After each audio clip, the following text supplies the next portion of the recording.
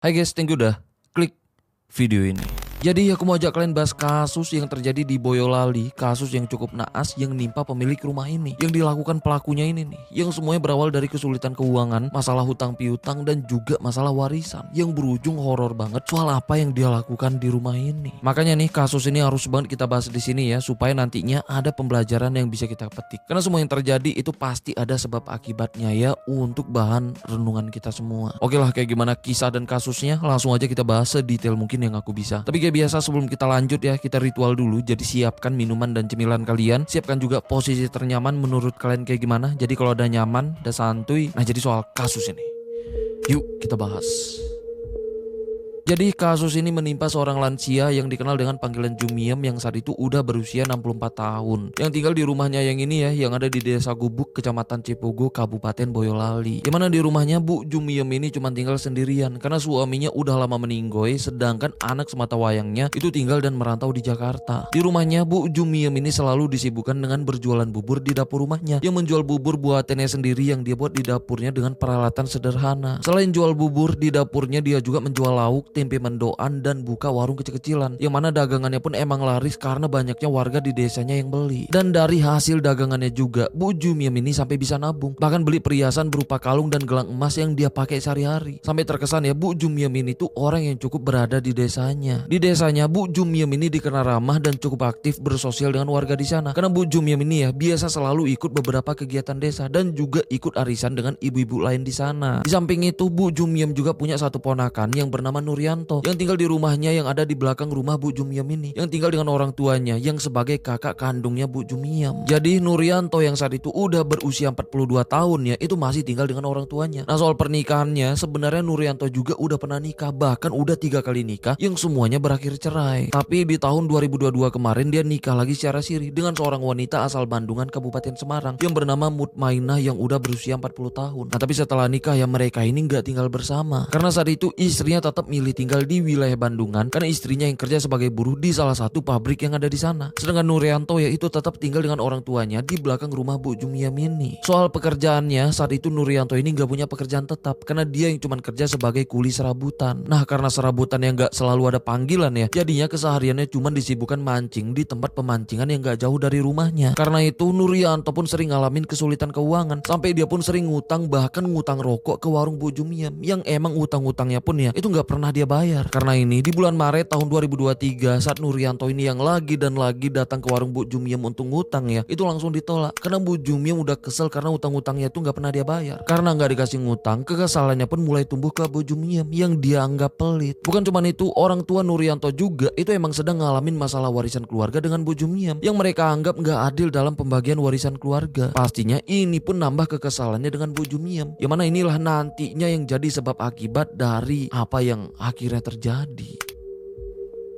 Jadi sebulan kemudian, tepatnya di tanggal 1 April tahun 2023, yang saat itu udah memasuki bulan Ramadan ya, istrinya Nurianto ini datang ke rumahnya untuk nemuin Nurianto yang saat itu ya istrinya ini sedang terdesak masalah hutang. Jadinya istrinya ini minta tolong ke Nurianto untuk nyari pinjaman sebesar 5 juta untuk nutupin hutangnya di luar. Nah, jadi tutup lubang gali lubang. Karena ini Nurianto pun sempat berusaha nyari pinjaman ke teman dan juga ke tetangganya. Nah, tapi nggak ada yang mau ngasih. Nah, karena udah kebingungan ya, jadinya Nurianto pun sempat kepikiran untuk coba lagi minta pinjaman ke Bu Jumiem. Tapi niatnya kalau Bu Jumiem gak ngasih, dia berencana akan mengeksekusi Bu Jumiem untuk merampas barang-barang berharga di rumah, terutama gelang dan kalung emas yang dipakai Bu Jumiem. Karena dia juga tahu betul kalau Bu Jumiem yang udah cukup tua yang cuman tinggal sendirian di rumahnya. Apalagi yang ngebuat dia berani dan tega dengan rencana ini ya, itu ngingat masalah sebelumnya dengan Bu Jumiem. Setelah yakin dengan rencananya, dia langsung siapin linggis dan sarung tangan yang udah dia siapkan di rumahnya. Terus 2 hari kemudian, tepatnya di tanggal 5 April di sekitaran jam 8 malam ya, setelah Bu Jumiem pulang sholat tarawih dan situasi desanya juga udah sepi, Nurianto pun langsung mendatangi rumah Bu Jumiem yang udah ngebawa linggis dan sarung tangan. Yang mana dia pun langsung nemuin Bu Jumiem yang saat itu sedang ada di dapur yang sekaligus warungnya. Di situ ya awalnya Nurianto pun pura-pura beli rokok. Nah, setelah itu barulah dia pun coba minta tolong ke Bu Jumiem untuk minta pinjaman uang sebesar 5 juta. Bu Jumiem pun nolak dengan alasan uangnya mau dia gunakan untuk bayar arisan. Nah, karena ini ya Nurianto pun langsung lihat sana sini dan nunggu menunggu celah yang pas. Nah pas Bu Jumiam yang sedang menghadap ke estalase yang sedang ambil rokok yang posisinya itu membelakangi si Nurianto ini, dia pun langsung mengeksekusi menggunakan linggis yang ngebuat Bu Jumiam yang gak berdaya langsung terjatuh, yang awalnya sempat teriak minta tolong. Karena ini dia pun melanjutkan eksekusinya menggunakan pisau dapur, bahkan pakai tabung gas 3 kilo. Sampai akhirnya Bu Jumiam pun menghembuskan nafas terakhir di situ. Yang emang kejadian ini awalnya nggak ada yang tahu karena nggak ada yang dengar teriakan Bu Jumiam tadi, karena rumahnya yang emang agak berjauhan dari rumah tetangga. Setelah memastikan Bu Jumiam yang udah nggak bergerak dan udah puas dengan segala dendamnya, barulah dia pun langsung ngambil gelang dan kalung emas yang dipakai Bu Jumiam. Terus supaya emasnya laku dijual dengan harga normal, jadinya ya dia pun langsung ke kamar Bu Jumiam untuk ngebongkar lemarinya nyari surat pembelian emasnya. Setelah nemu, dia pun langsung ke dapur lagi untuk ngambil uang hasil dagangan Bu Jumiam yang ada di toples, yang ternyata ya uangnya cuma ada 135.000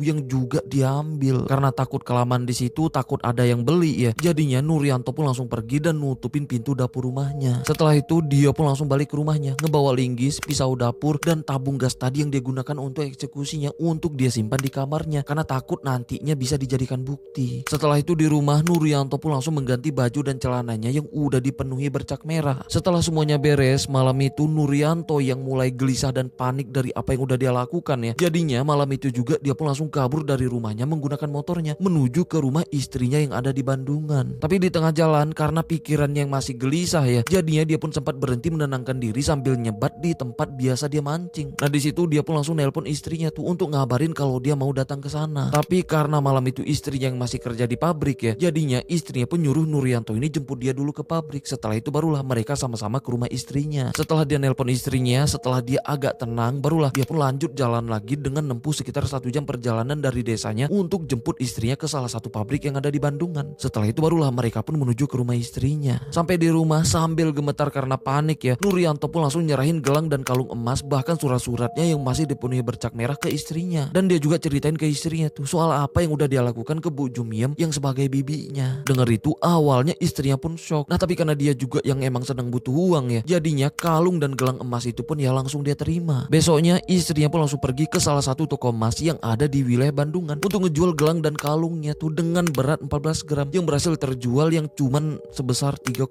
juta. Setelah itu dia pun langsung ngebayar hutangnya secara nyicil sebesar 2,2 juta. Nah terus sisanya ya 1,3 juta itu dia kasih untuk Nurianto yang nunggu di rumah. Sedangkan Nurianto yang gak berani pulang ya tetap di rumah istrinya untuk sembunyi dari apa yang udah dia lakukan. Jadi setelah Nurianto ini melakukan aksinya di malam kejadian, paginya nih ya di sekitaran jam 6:30 pagi yang mana hari udah terang, ibunya Nurianto ini mendatangi rumah Bu Jumiam yang bermaksud mau beli. Ternyata pintu dapur Bu Jumiam masih ketutup. Awalnya dia pun sempat ngerasa aneh tuh, karena biasanya pintu dapur yang sebagai warungnya Bu Jumiam itu udah buka sejak jam 5 pagi. Karena ngerasa nggak biasanya ya, ibunya Nurianto pun sempat berusaha manggil tapi nggak ada sautan. Jadinya dia pun sempat ngedorong pintu dapurnya yang ternyata langsung kebuka karena nggak kekunci. Tapi pas pintunya kebuka, dia pun langsung dikagetkan ngelihat tubuh Bu Jumiam yang terbaring di lantai dapur dengan kondisinya yang ngebuat dia shock. Karena ini dia pun langsung buru-buru balik ke rumah untuk ngelaporin soal ini ke bapaknya Nurianto. Setelah itu mereka pun langsung buru-buru ke rumah Bu Jumiam lagi ya. Dimana di situ bapaknya Nurianto pun langsung histeris setelah ngelihat Bu Jumiam yang sebagai adik kandungnya udah dalam keadaan kayak gitu. Karena ini mereka pun langsung lari ke rumah Pak RT untuk ngelapor soal ini. Setelah itu ya Pak RT dan juga beberapa warga di sana langsung ngecek rumah Bu Jumiam yang emang ngebuat semuanya kaget. Nah setelah itu ya Pak RT pun langsung ngelapor soal temuan ini ke pihak kepolisian di Polres Boyolali. Gak lama kemudian pihak kepolisian pun mulai berdatangan. Dimana di situ ya tubuh Bu Jumiam pun langsung dibawa ke RSUD Dr. Mawardi yang ada di Kota Solo untuk diotopsi. Sedangkan di TKP polisi pun langsung berusaha menyelidiki menggunakan anjing pelacak untuk mengendus Bu Jumiam. Nah dari sini ya anjing pelacaknya pun mulai jalan menuju rumah Nurianto dan sempat muter-muter di situ. Tapi gak lama kemudian anjing pelacaknya pun masuk ke rumah, tepatnya ke kamar Nurianto, dan langsung ngendus linggis, pisau dapur dan tabung gas. Bahkan pakaian milik Nurianto yang masih dipenuhi bercak merah pun akhirnya ditemukan di kamarnya. Di situ orang tua Nurianto yang gak tahu apapun ya pastinya kaget dan cuma bisa menjelaskan ke polisi kalau itu milik anaknya yang saat itu sedang gak di rumah. Karena ini polisi pun langsung memburu Nurianto dengan melacak keberadaannya. Nah terus 3 hari kemudian ya, tepatnya di tanggal 9 April tahun 2024, setelah polisi nemuin informasi keberadaannya, akhirnya barulah Nurianto pun berhasil ditangkap saat dia yang sedang nongkrong di sebuah warung kopi yang ada di daerah Umbul Sidomukti, wilayah wilayah Bandungan Kabupaten Semarang. Setelah itu dia pun langsung dibawa untuk diperiksa dan pastinya diinterogasi. Nah, karena bukti-buktinya yang udah ditemukan di kamarnya tadi ya, Nurianto pun gak bisa berbuat banyak selain pasrah, yang akhirnya ya dia pun mengakui dan menceritakan semuanya. Dimana dalam pengakuannya ya, dia tega dan nekat melakukan itu semua demi melunasi hutang istrinya, dan juga ngaku kesal dengan Bu Jumiem yang dianggap pelit karena gak pernah ngasih dia ngutang, ditambah permasalahan harta warisan tadi. Selain itu dia juga ngaku kalau emas yang udah dia rampas dari tubuh Bu Jumiem itu udah dia serahkan ke istrinya. Karena ini ya, polisi pun langsung nangkap Mutmainah yang sebagai istrinya, yang juga akhirnya ditetapkan sebagai tersangka karena udah menjual perhiasan emas milik Bu Jumiem. Sedangkan di sisi lain, seluruh warga desanya juga kaget setelah tahu pelaku di kasus ini akhirnya berhasil diamankan. Apalagi pelakunya ternyata Nurianto yang padahal dikenal sebagai keponakannya Bu Jumiem. Apalagi Nurianto juga di desanya itu dikenal orang yang baik dan pendiam, dan juga dikenal bukan orang yang bermasalah, tapi ternyata nekat dan tega melakukan ini semua di balik diam dan baiknya dia di mata warga. Sedangkan Bu Jumiem akhirnya dimakamkan di pemakaman desanya yang ada di Desa Gubuk, Kecamatan Cipugu, Kabupaten Boyolali. Sedangkan Nurianto dan istrinya itu mulai menjalani persidangan di Pengadilan Negeri Boyolali, dimana di sana ya Nurianto yang udah dinyatakan bersalah terbukti secara sah dan meyakinkan udah melakukan tindak pidana pembunuhan berencana, akhirnya dijatuhin hukuman penjara seumur hidup. Sedangkan istrinya yang sebenarnya nggak ikut melakukan aksi penghabisan nyawa yang dilakukan Nurianto, bahkan awalnya dia sama sekali nggak tahu, tapi tetap dinyatakan bersalah karena udah ikut menjual barang hasil rampasannya. Karena ini dia pun akhirnya dijatuhin hukuman 2,5 tahun penjara. Jadi itulah akhir dari kasus ini. Ya semoga ada pembelajaran yang bisa kita petik sama-sama, supaya kedepannya ya kasus-kasus kayak gini amit-amit jangan sampai terjadi lagi dimanapun itu dan untuk siapapun itu. Ya karena kita semua berhak untuk hidup. Oke lah, sampai sini aja pembahasan kita soal kasus ini. Sampai ketemu di kasus-kasus selanjutnya karena ada beberapa kasus yang kayaknya juga harus kita bahas di sini. Oke lah, aku Rizka Wadiono. Bye.